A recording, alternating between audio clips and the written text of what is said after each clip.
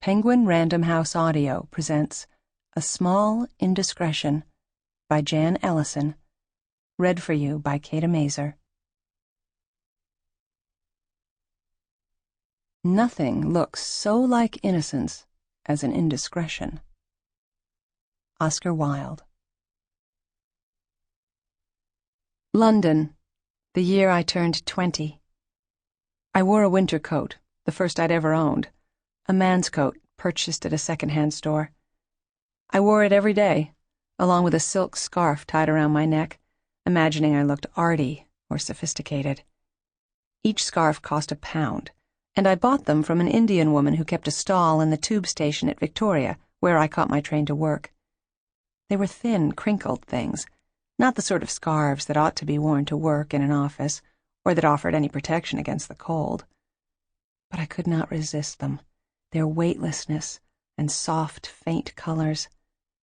The money I spent on them, and the habit I adopted of wearing a different one each day, seems to me now a haphazard indulgence, an attempt to prove that I was the kind of girl capable of throwing herself headlong into an affair with her boss, a married man twice her age, and escaping without consequence. "Church," he said, the morning I arrived at the address the woman at the agency had printed out on a card. "Malcolm Church." He extended his hand, and right away I was struck by a certain contradiction in him.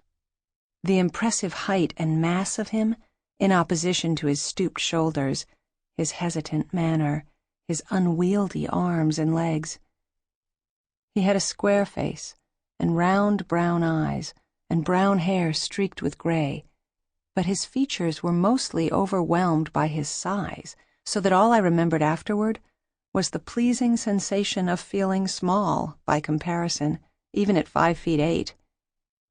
He had a strange way of talking, his head tucked into his neck, and his eyes fixed in the empty space beyond, as if something were suspended there, ripe fruit or a glimmer of light, as if he were not quite brave enough, or perhaps too polite, to look a person in the eye.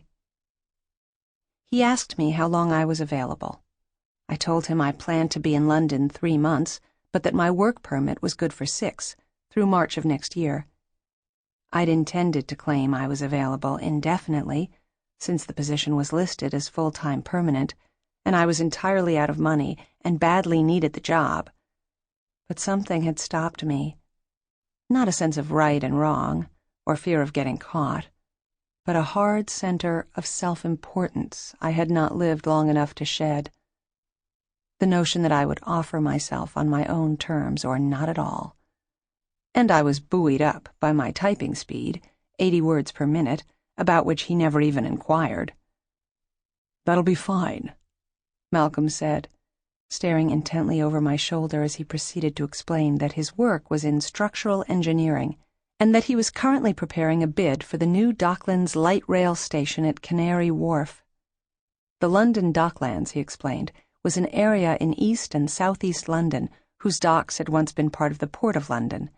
The area had fallen into disarray, and in the 70s the government had put forward plans for commercial and residential redevelopment. Malcolm had been involved in the early phases of the project. Now he was hoping to work on the renovation of the original rail station. There would be dictation and word processing, he said, a little research, and generally helping to set up the office and assemble the bid. The office was a single room upstairs from a sandwich shop near Bond Street, with 2 desks, industrial gray carpet, and 2 folding metal chairs. On one desk was an unusual photograph of a woman and a baby, a posed black and white image, with a startling play of silver light and shadow, set against a background of trees and sky. A single smudge of pink had been hand-painted over the baby's lips. It was Malcolm's family. His wife, Louise, who would feature so prominently in my thoughts, and their infant daughter, Daisy, who was by then 10 years old and away at the boarding school in the north that Louise had attended when she was Daisy's age. I was to learn later that the photograph had been taken by a young man named Patrick Ardal, the the son of an old family friend of Malcolm's, who was living in the cottage out back of Malcolm and Louise's house in Richmond. He'd taken the photo a decade earlier, when he was in art school. In the photo, Louise had blonde hair and a fine straight nose, and a smile with a hint of impatience in it, perhaps not with the baby, per se, but with the general condition of motherhood into which Louise had finally plunged. It had taken them 7 years to conceive their daughter, Malcolm told me later. By the time they became parents, they had already been married a decade, and Louise had not wanted another child. She didn't have the temperament for it, Malcolm said. It overwhelmed and exhausted her, and the delivery had nearly killed her, the baby, Daisy, having inherited from her father a rather large head. I moved from a youth hostel in Earl's Court to a boarding house in Victoria. The building was 5 stories high, made of grey stone, on a block not far from the tube station. My room was 10 feet square, with bright blue walls, a laminate desk, and a hard, narrow bed covered in a thin white spread. There were bathrooms down the hall. There were no showers, only a single tub and a hose you attached to the faucet for washing your hair. There was no lock on the room with the bathtub, so I made a habit of propping a chair in front of the door for privacy. The chair, as I recall, did not stop Patrick Ardall. Nothing much stopped Patrick when he had an idea in his mind. He simply shoved the door hard, and I welcomed him, I suppose, as I always did, and he undressed and climbed in.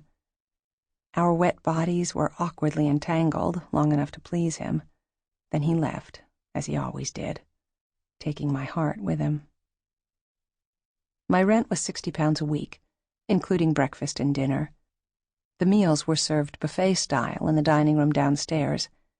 There were eggs and toast and stewed tomatoes for breakfast, meat pie or fish and chips or baked ham for dinner. It was a source of solidarity among the other boarders to complain about the food, but I could not in good conscience join in. I loved those meals, the bounty and efficiency of them, the thick gravies, the custards and puddings and soft, fat rolls. It seemed a small miracle to me to have so much available and to be paying for it all with my own wages. It pleased me, too, each time I handed over a £1 coin in exchange for a scarf.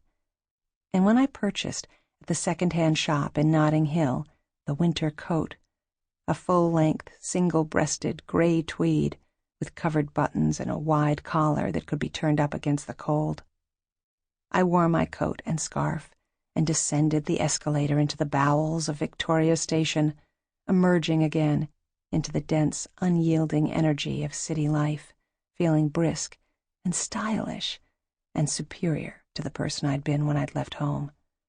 I was taken over by a sense of liberation and possibility. Any false steps I made now would be mine alone.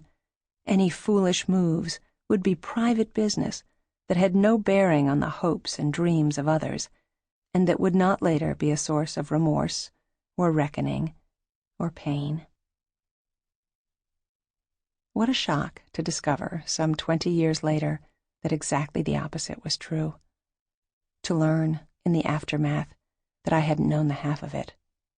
To stand in my San Francisco kitchen last June and slip my finger through the flap of a white envelope, and to find a black-and-white photograph of myself in that tweed coat, standing on the chalk down of the white cliffs of Dover, waiting to board a ferry to Paris. It was a photograph innocent enough to anyone unacquainted with its history, its treacherous biological imperatives, its call for reparations left unpaid. It had been solarized, just as the photo of Louise and the baby on Malcolm's desk had been. It had been subjected to a light source in the darkroom, causing a reversal of dark and light. My form and Malcolm's, along with the inch of air between us, were bathed in silver light that brightened at the edges like a halo. Louise and Patrick, on the other side of the photo, were deep in shadow. The scarf I was wearing had been hand-colored a blunt red. It was tied around my neck like a choker, like a noose. but it wasn't me who was... Sample complete. Ready to continue?